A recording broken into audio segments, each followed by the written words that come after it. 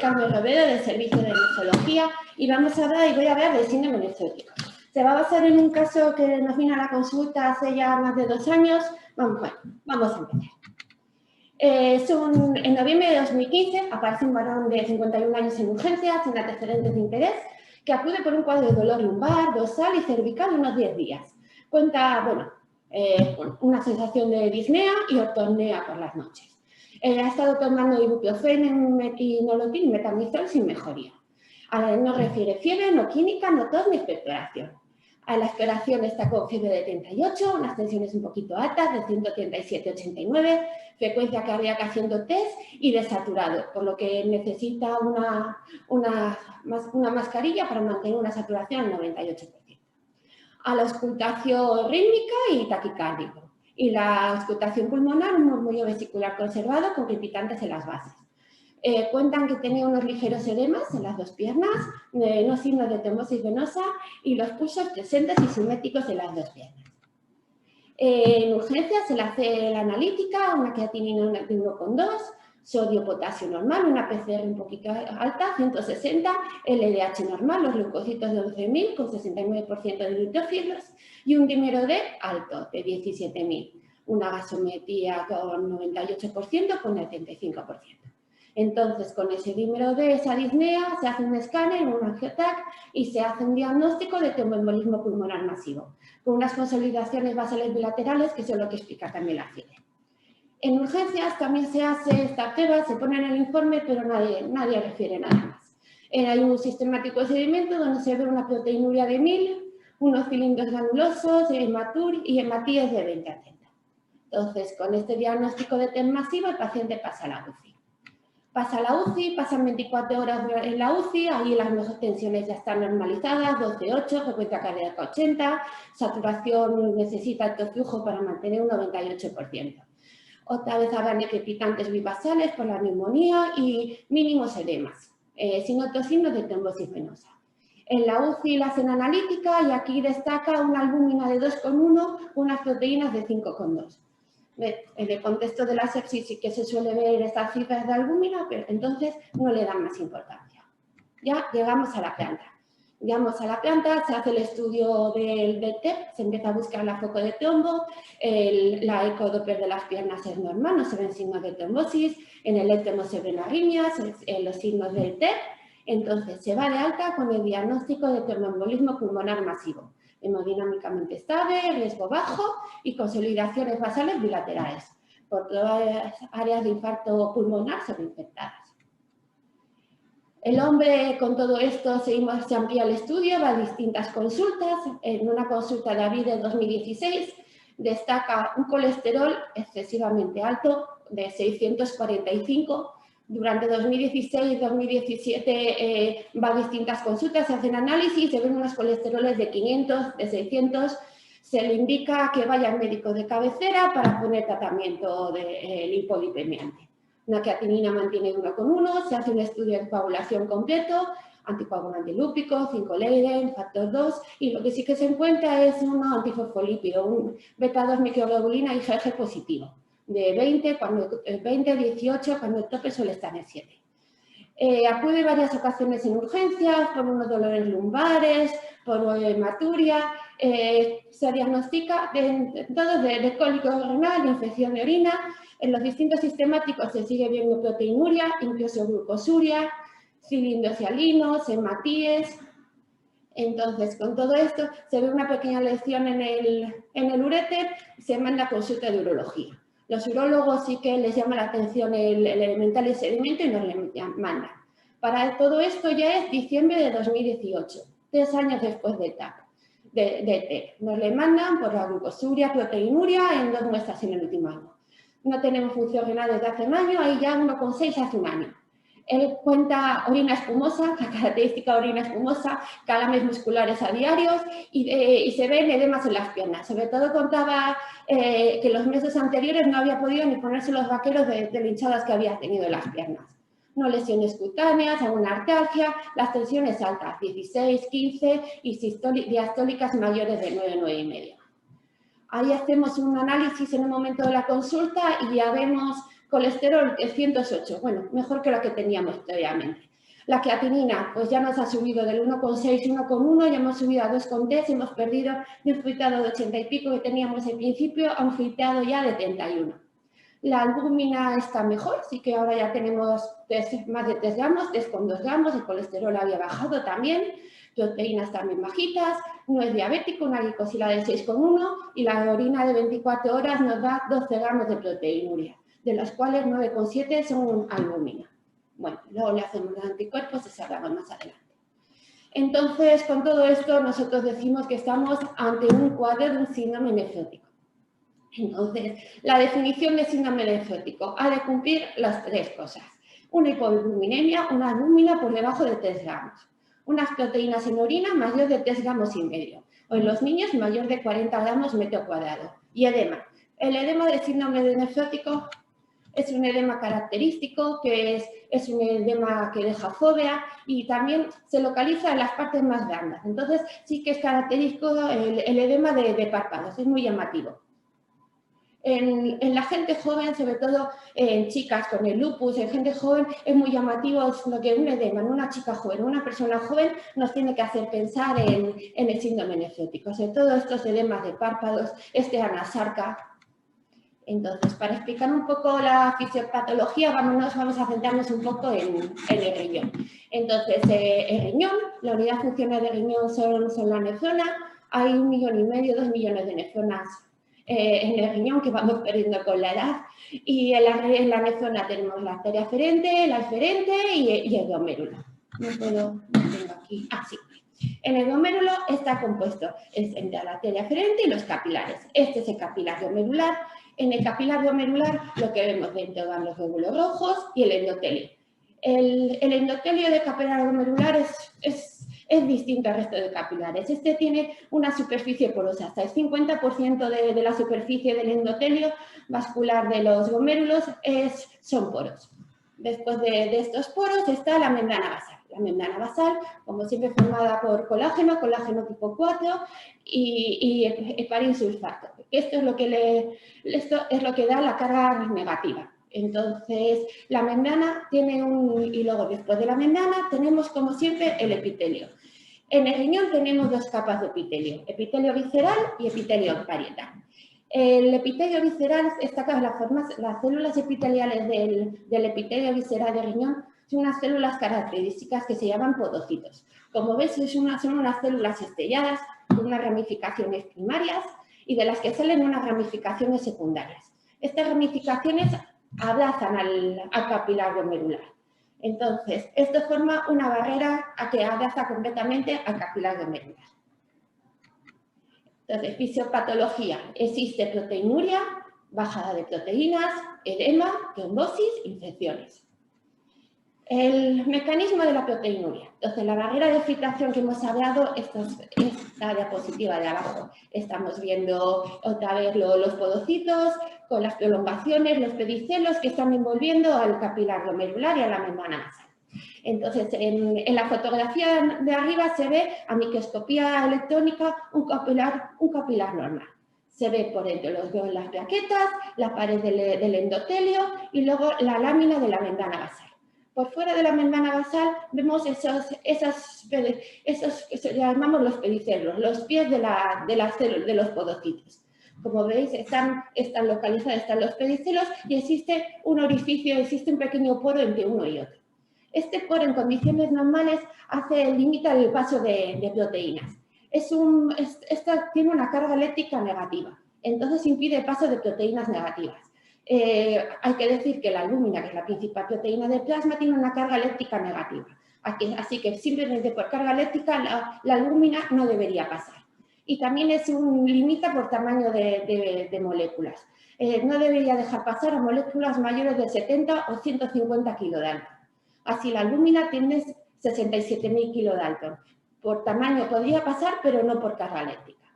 En el síndrome nefrótico lo que hay es una pérdida del pie de estos podocitos, estos pedicelos. Como vemos en la diapositiva de abajo, ya se ha perdido esa anatomía de los pies. Hay una fusión completa de esta lámina. Entonces, se pierde este diafragma de filtración, estos poros, este paso. Esto, y luego, característicamente, en la glomerulonephritis de cambios mínimos, lo que hay más llamativo, lo que se ve, es una pérdida de carga eléctrica.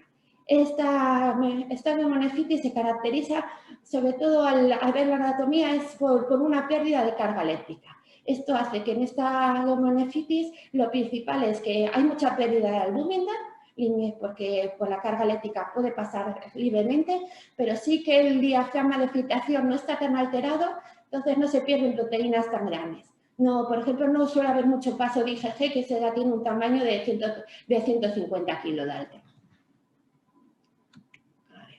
A ver, hemos hablado de la proteinuria, la pérdida de proteínas en orina, y ahora vamos a hablar de las proteínas en sangre. Hay una pérdida de proteínas en sangre. Las proteínas en sangre están bajas. Decimos que la definición es una albúmina menor de 3 gramos. Entonces, normalmente las proteínas en sangre las produce el hígado. El hígado en condiciones normales produce unos 12-14 gramos de albúmina al día, que es lo que normalmente catabolizamos en un día. En condiciones fisiológicas, esta producción de albúmina se puede aumentar hasta 3 veces. ¿Qué pasa en el síndrome nefrótico? Pues que normalmente el hígado, el aumento de producción de proteínas, el estímulo que le sigue es por una caída en la presión oncótica. Esta caída en la presión oncótica es lo que hace el estímulo para que el hígado aumente la síntesis hepática de albúmina. Esta es la teoría, aunque realmente no se llega a saber cuál es el mecanismo. Porque en el síndrome nefrótico esa hiperproducción, ese aumento de las proteínas no funciona. Entonces, hay teorías que dicen que porque la presión dentro del intersticio del hígado no cae y entonces falla ese estímulo. Lo curioso, lo característico es que algunas formas secundarias de proteinuria no van con síndrome nefrótico. Entonces, tiene que haber un mecanismo intrínseco que todavía no está descrito. Así, por ejemplo, la diabetes o la glomerulonephritis por obesidad, llegamos a tener pérdidas masivas de proteínas, 6, 9, 12 gramos, con una albúmina normal, sin llegar al síndrome nefrótico.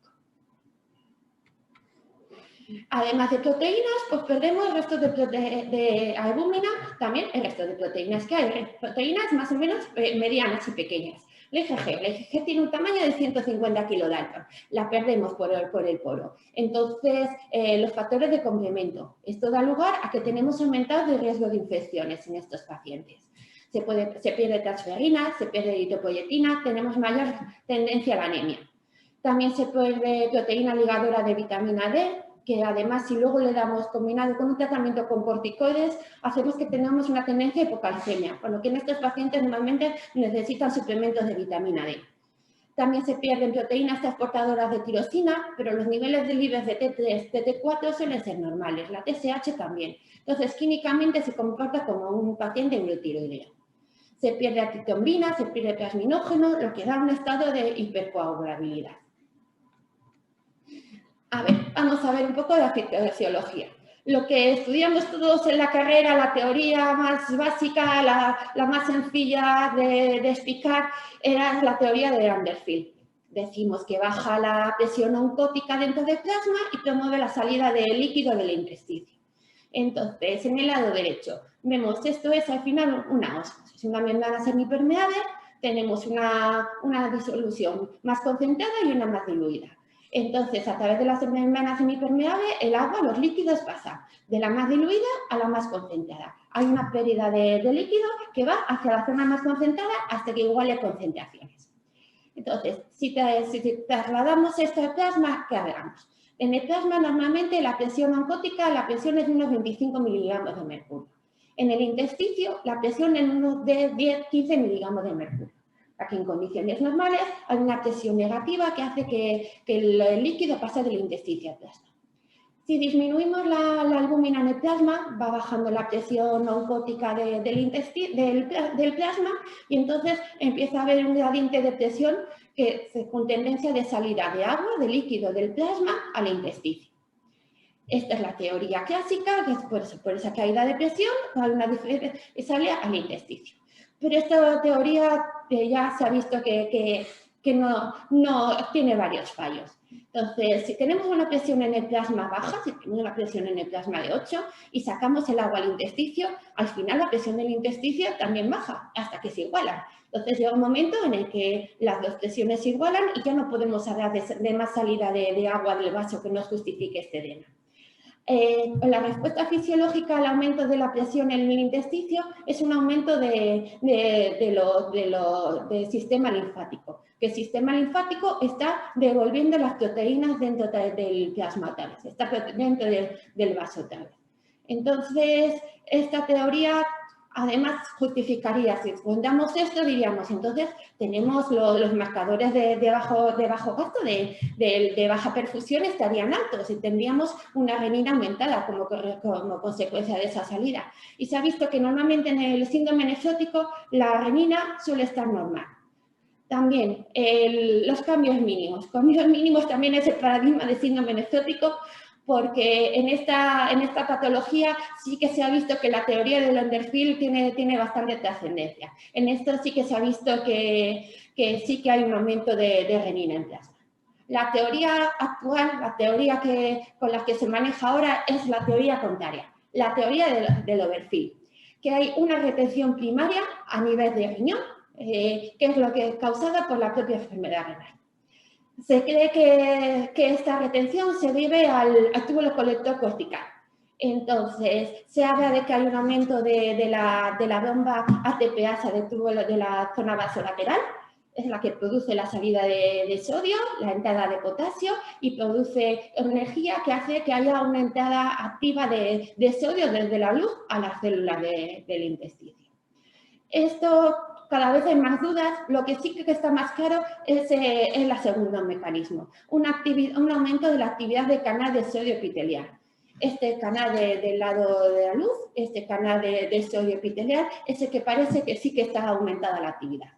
Entonces, ¿por qué se cree? Se cree que esto viene marcado por un aumento de plasminógeno. El plasminógeno, igual que la albúmina, se pierde, llega por los túbulos y lleva a esta sección a esta sección que es llega el plasminógeno, llegamos a las células principales del túbulo colectoral. En estas células principales tienen uroquinasa. Esta uroquinasa lo que hace es transforma el plasminógeno en plasmina. Y esta plasmina lo que tiene es una actividad proteasa que rompe la membrana gamma de este receptor y activando. Entonces hay una activación de este receptor de sodio de la pared tubular. Esto se ha visto, ya hay estudios ya del año 83, ya llevamos muchos años ya defendiendo esta teoría. Esto es un trabajo del año 83, son unos ratones. A través de la arteria renal izquierda se les mete puromicina al riñón izquierdo. El riñón derecho se deja igual. Entonces, esta puromicina lo que hace es simula cambios mínimos. Produce una proteinuria masiva y una excesiva retención de sodio. Entonces, a estos ratones que tienen un riñón normal y un riñón nefrótico, se estudia a lo largo de la nefrona, se va mirando cómo es la pérdida, la absorción de sodio. En azul es el riñón normal y el rojo es el riñón izquierdo, que es el nefrótico. Se ve que hay una menor carga de sodio ya desde el comienzo, se pierde menos sodio, es menos filtrado, pero también se reabsorbe menos sodio. Entonces, a lo largo de todo el riñón, hasta llegar al final del túbulo contrarmegado distal, hasta llegar a esta zona de riñón, al final, cuando llegamos a esa zona de riñón, lo curioso es que los dos hay la misma cantidad de sodio. A ese nivel de riñón se está perdiendo la misma cantidad de sodio. Lo que pasa es que al final, cuando llegamos a la orina final, al final de la nefrona, lo que estamos viendo es que en el riñón nefrótico se pierden 2/3 menos de sal que lo que se pierde en el riñón normal. O sea que aquí hay un mecanismo que está reabsorbiendo la sal. Por eso decimos que parece que este es el túbulo colector cortical, es el implicado en este mecanismo de aumento de reabsorción de sal de la nefrona. Además del edema, la proteinuria, es característico la hipercolesterolemia. Habéis visto en el paciente que había llegado a cifras de 500, de 600 de colesterol. El colesterol sube, una media de unos 300 miligramos de decilitros suele ser lo que encontramos. Hay un mal perfil, sube el colesterol y sube la LDL. En cambio, la HDL suele ser normal o puede estar reducida.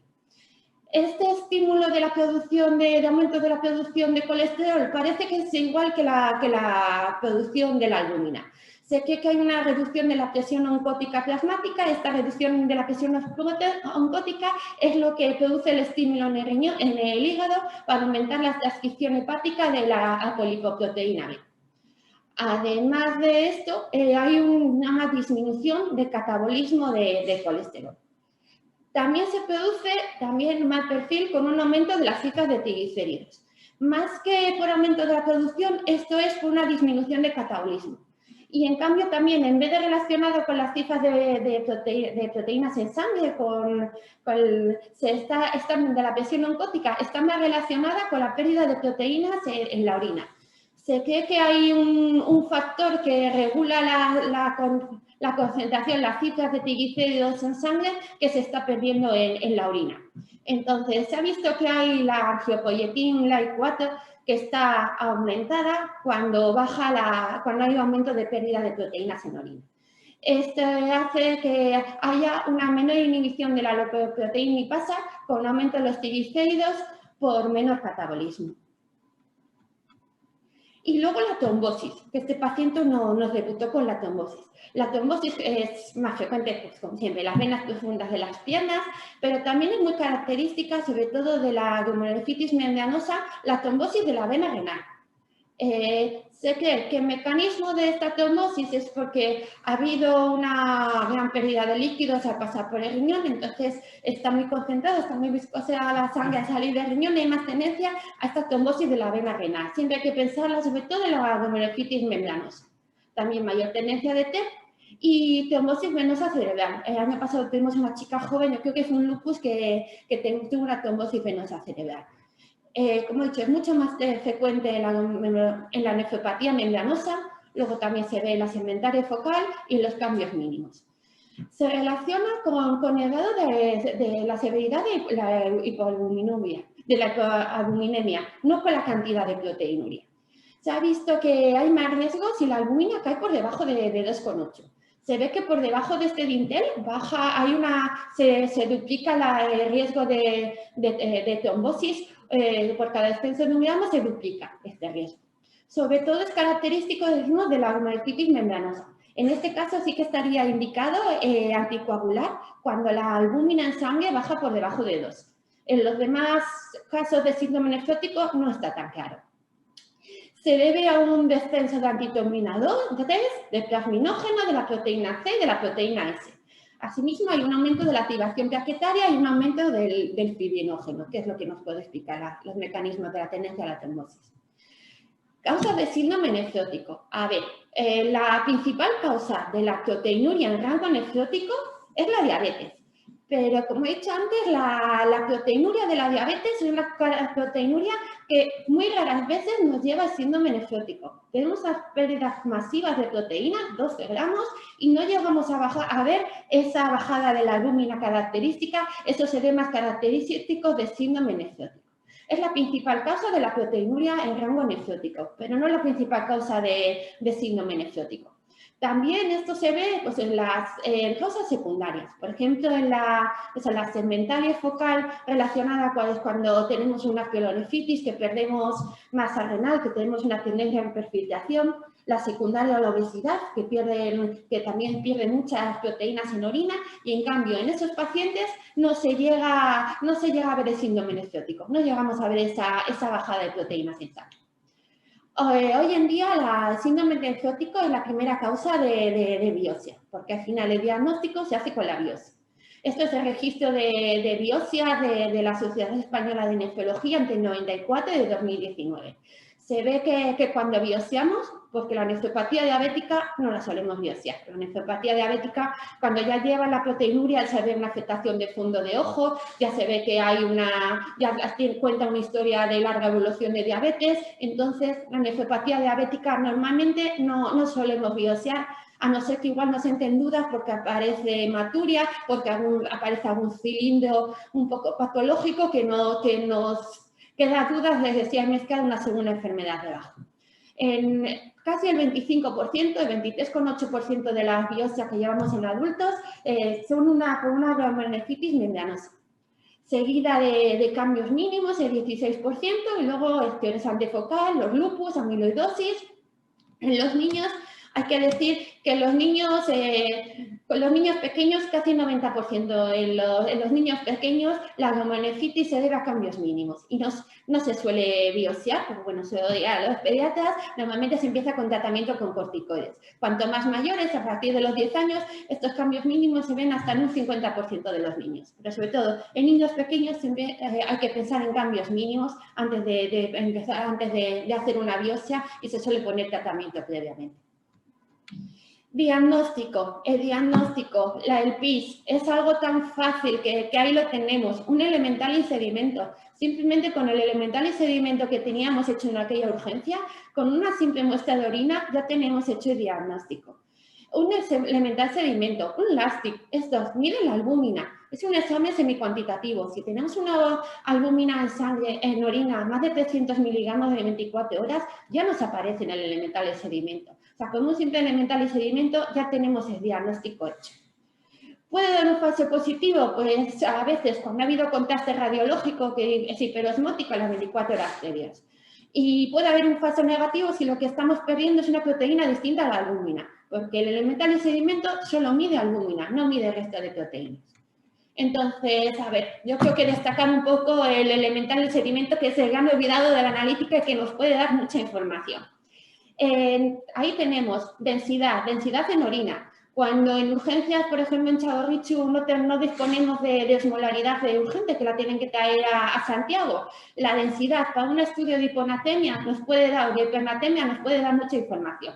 La densidad suele ir entre 1000 y 1030. Una densidad de 1000 es una orina muy diluida. En el contexto, por ejemplo, de una hipernatremia, una densidad en orina de 1005, 1006 nos puede hacer pensar en una diabetes insípida. En cambio, una densidad de 1020, de 1010 equivalía a una orina isosmótica, unos 300. Los 20 hablaríamos de unos 600 de osmolaridad. Entonces, ahí eso nos podría también valer para el diagnóstico de la hiponatremia. Si estuviera baja con un volumen corpuscular normal, pues podríamos hablar, igual estamos pensando en un potómano. O si estuviera alta, pues nos podría hacer pensar en un CADH. El pH en orina.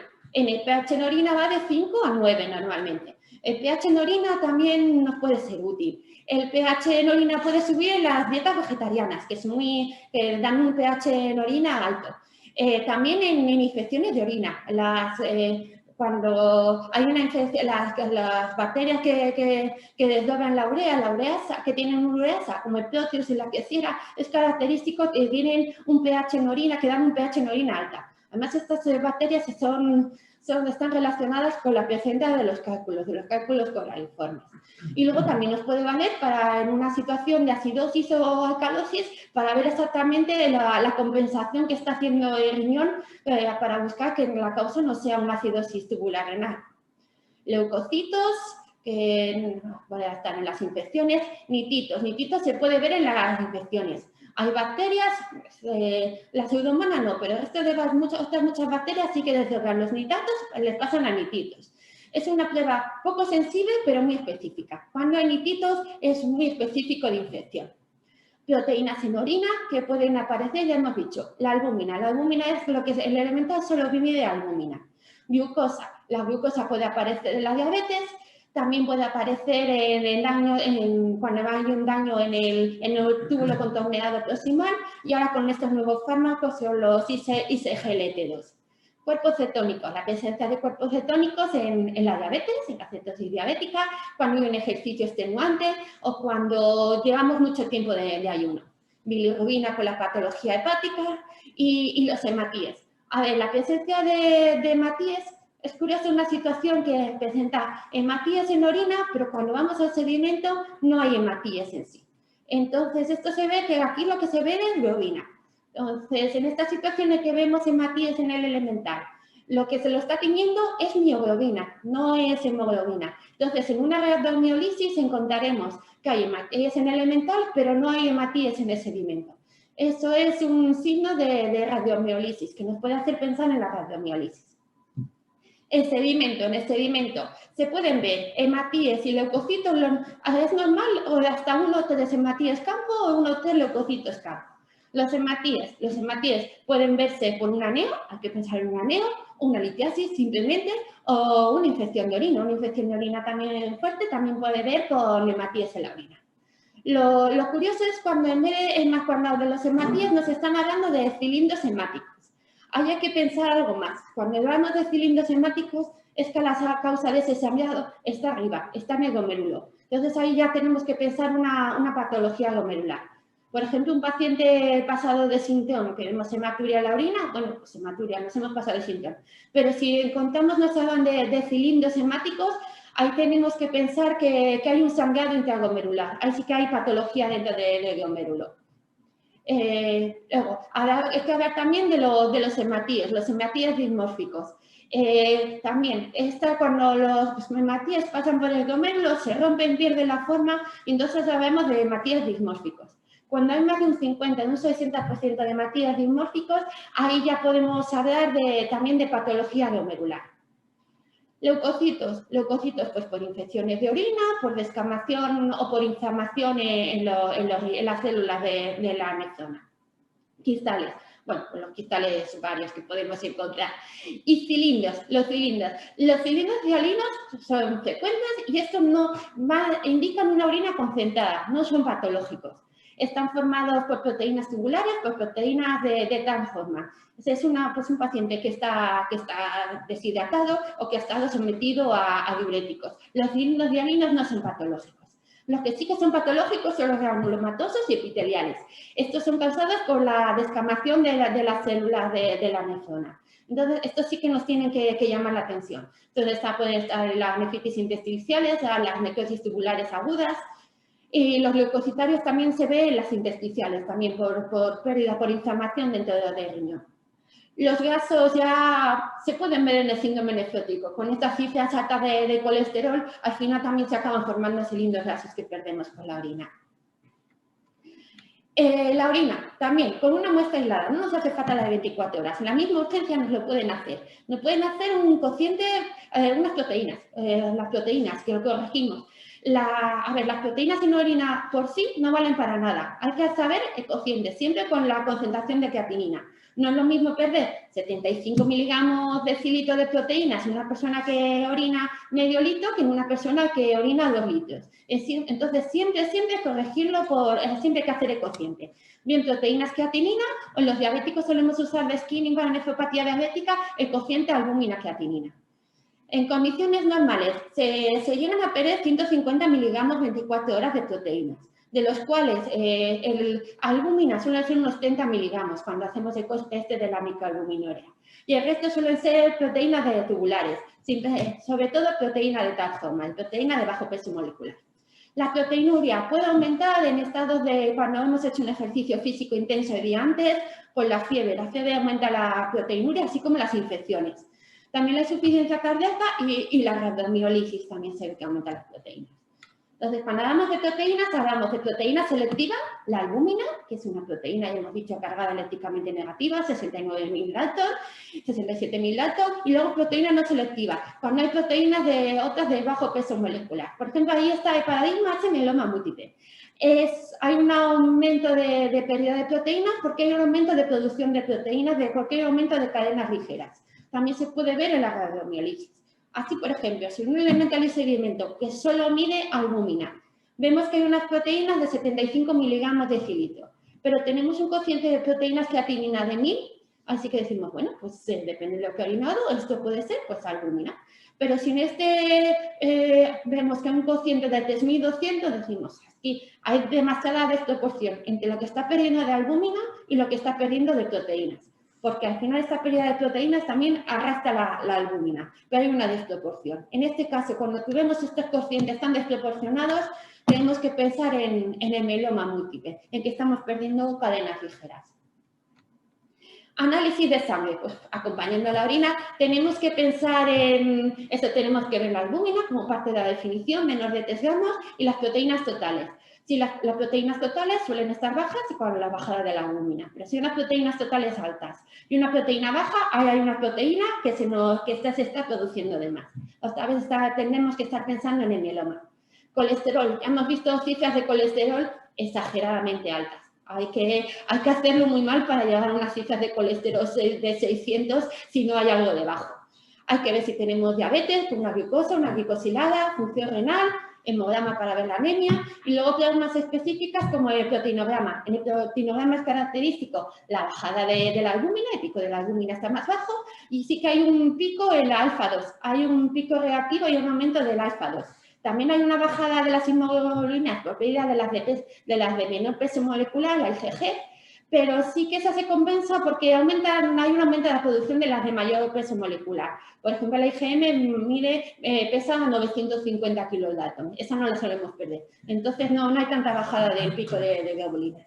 Y luego ya más específico, pues un estudio inmunológico, ANA, SANCA, membrana basal, anticoagulante lúpico, inmunoglobulina, complemento y las serologías.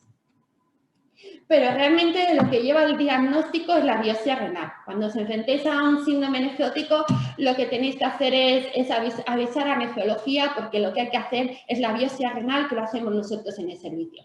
La biopsia es relativamente sencilla, queda ingresado durante 24 horas, hacemos 2 pinchazos en el riñón, ni siquiera hace falta dormir, lo hacemos con anestesia local y es lo que nos da más información, tanto al microscopio óptico, con la inmunofluorescencia y cuando hay dudas en el síndrome nefrótico se manda fuera al electrónico. Y ya para acabar el tratamiento, restricción de sal. Si queremos librarnos de agua, tenemos que restringir la sal porque acompaña al agua. Entonces, restringir la sal a 2-4 gramos de sal al día. Dieta.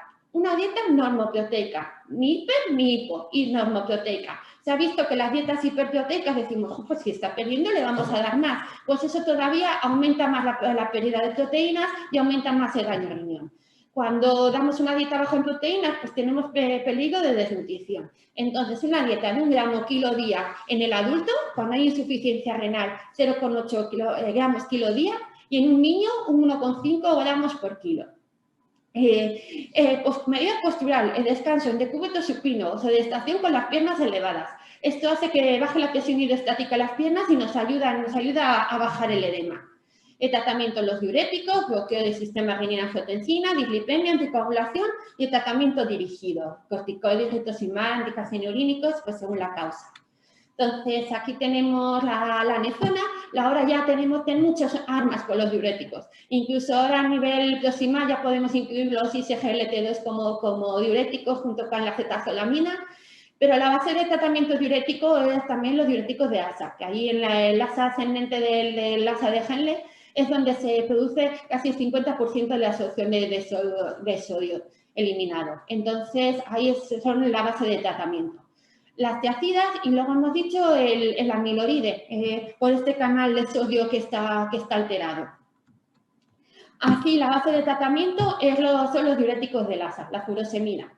¿Qué pasa con la furosemida? Tenemos edema. El edema también es una masarca, es un edema general. Entonces hay edema a nivel de la pared intestinal. Lo que hace es que tenemos menor absorción, menor biodisponibilidad de la furosemida cuando la tomamos vía oral. Entonces, conviene ponerla por vía endovenosa. A la vez, la albúmina tiene una fuerte unión a proteínas. Si tenemos menos proteínas, entonces aumenta el volumen de distribución de la albúmina. Tenemos menos disponible. Y para que funcione, la albúmina actúa dentro de la luz del túbulo. Entonces, tiene que ser secretado dentro de la luz del túbulo para que funcione. Entonces, si la albúmina es una proteína, una vez llega a la luz del túbulo, se puede unir esta albúmina que se ha filtrado y ya haber menos disponibilidad. Por lo tanto, necesitamos dosis endovenosa y mayores dosis de las habituales para que funcione. Y luego los diuréticos ahorradores de potasio, la amiloride y triampirene. Volvemos a la teoría del overfill, que nos dice que está aumentado este canal de sodio de túbulo contorneado colector, de tubo cortical colector, que es donde actúan estos diuréticos. Entonces, estos diuréticos en combinación con la furosemida son especialmente útiles para control de los edemas en el síndrome nefrótico. El amiloide como tal en España no le hay, pero sí que en Francia se puede conseguir. Entonces, algunos pacientes sí que aquí en España se vende junto a la tiacida con el ameride, pero sí que algunos pacientes hemos llegado a pedirlo desde Francia y se puede conseguir el amiloride solo. Luego, la teoría del underfill nos diría, bueno, pues basado en esto, es que a veces cuando estamos muy desesperados usamos la albúmina. Realmente no se ha demostrado que meter albúmina mejora la eliminación de sodio. Cuando no nos va bien, cuando no conseguimos controlar el edema y en situaciones con menos de 2 gramos de albúmina, pues en la práctica clínica se suele emplear la albúmina endovenosa, pero realmente no funciona. No hay ningún estudio que diga que realmente es de utilidad. Luego, el tratamiento basado en el sistema de renina, angiotensina, aldosterona, que esto reduce la proteinuria. Se ha visto que es un tratamiento eficaz para cualquier tipo de proteinuria, no solo a mismo nivel de bajada de tensión arterial, son mucho más eficaces que cualquier otro fármaco antihipertensivo en bajar la proteinuria. La renina lo que hace es una vasoconstricción de la arteria eferente. Con este sistema, al poner estos fármacos, se aumenta el diámetro se soluciona esa vasoconstricción, por lo cual lo que solemos ver es hay una disminución de la hiperfiltración, bajan la proteinuria, pero sí que a veces puede haber una disminución del filtrado porque baja la presión dentro del glomérulo. Entonces, además, estos fármacos tienen propiedades antifibróticas, antiinflamatorias, que también favorecen que enlentecen el deterioro de función renal, la progresión de la insuficiencia renal. Otros fármacos para ese colesterol, las estatinas. Las estatinas son bien, si se toleran estatinas para el control de colesterol por esas cifras tan altas. Y anticoagulación está indicada si ya tenemos una trombosis, si el paciente debuta con una trombosis, o la glomerulonephritis membranosa, como hemos dicho antes, cuando hay una albúmina en sangre por debajo de 2. En los demás casos no está tan claro la anticoagulación. Hay que mirar el riesgo-beneficios. Estaría indicado principalmente en estos dos casos. Y luego hablar de las infecciones. Hemos dicho que se pierden inmunoglobalinas. Sobre todo se habla mucho de infecciones encapsuladas, sobre todo en los niños, que todavía les faltan a veces parte de las vacunas. Característico en los niños la citis que se les infecta. Entonces, con todo esto, si volvemos a nuestro caso clínico y vemos una paciente con edemas, pues esos edemas alrededor de los ojos, esos edemas con fobia, con una trombosis que no sabemos de dónde viene, con unos calambres que hacemos unos análisis y vemos que hay una hipocalcemia, esa hipocalcemia, buscaremos la albúmina, vemos que hay una hipoalbuminemia y esas cifras tan altas de colesterol para que después de cuando tengamos todo esto, una orina, un elemental y sedimento, tampoco no nos hace falta mucho más. Podemos pedir unas cocientes proteínas creatininas, pero con un elemental y sedimento es lo que se nos tiene que iluminar el paso siguiente que tenemos que pensar cuando vemos cualquiera de estos trastornos. ¿Qué le pasó a nuestro paciente? A ver, vino en 2015 con una creatinina de 1, un citrado de 86, y ahí ya había venido con una albúmina de 2,1, proteínas bajas, una proteinuria en un elemental de 1000 miligramos de cilindro y con cilindros granulosos y hematíes en orina. Con todo lo que hemos visto, ya con esto ya decimos, hay hipoalbuminemia, hay edemas y hay una proteinuria. El rango importante con unos cilindros y unos hematíes patológicos. Cuando aparece ya nuestra consulta 3 años después, en 2018, ya nos aparece con un filtrado de 31. Hemos perdido más de la mitad del filtrado medular. El colesterol ha subido la albúmina, pues el colesterol va relacionado con las cifras de albúmina.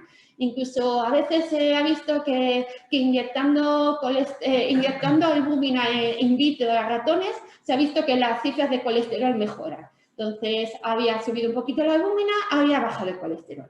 No era diabético, glicosilada de 6,1 y eso habíamos visto en la proteinuria de 12 gramos con una albúmina de 9,7 gramos. A ver, en este caso, lo que haríamos es una biopsia renal. Tenemos un paciente con un síndrome nefrótico, haríamos una biopsia renal. Pero la verdad es que yo creo que es uno de los pocos casos en el servicio en el que no hemos hecho una biopsia.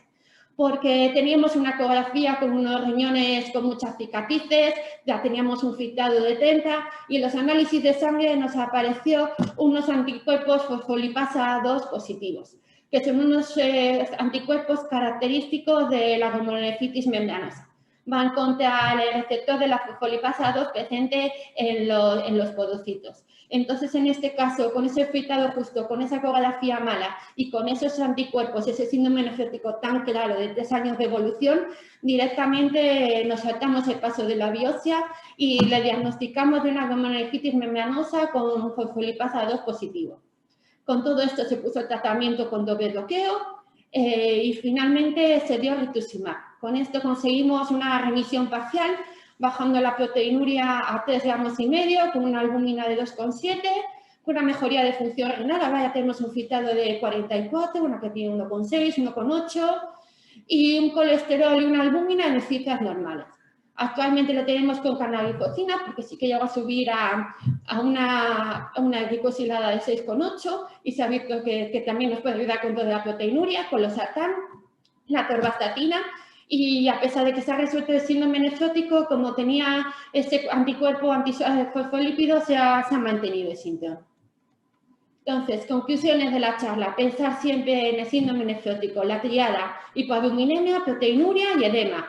Ese colesterol alto, tan alto, hipercolesterolemia, esa tendencia a la trombosis y que el diagnóstico es algo tan sencillo como un elemental y sedimento o un cociente de proteínas creatinina. Y el tratamiento básico que tenemos que saber todos es el diurético, pensar en el bloqueo del sistema renina-angiotensina y la estatina. Pues muchas gracias.